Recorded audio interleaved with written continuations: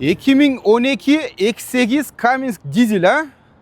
2012 X8 dizel eкен жамат. Газель келіп қалды бізге продажаға жамат.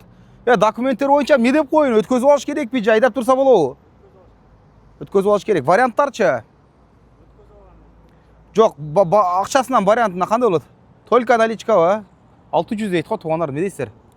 600 мыңға бағаны қойып салдық. Жамат, Москва жаматы. Не дейсіздер?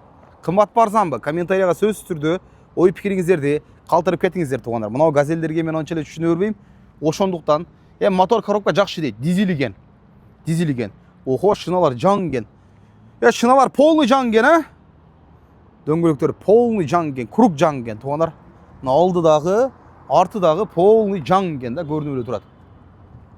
Жақшы, 600 дейді. Туғандар, не дейсіздер?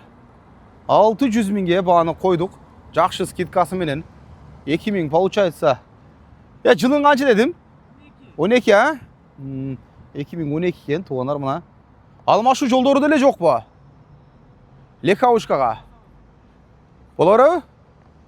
Легковушкаға алмашауыз дейді, туғандар, есе что? Сөйлесі олат кен. Зато шыналар жан кені. Қанша болды машина айдағаның арға өзі?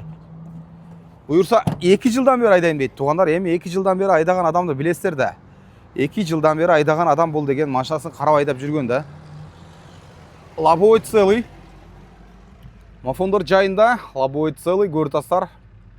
Ичінде көрдіңіздер, еме 368 мың пробег екен. Механика баны 600 мың деп қойылды. Алмашы жолдары бар екен. Так что кімге ушундай газель издеп жүргендер болса, грузовой тарифте туғандар.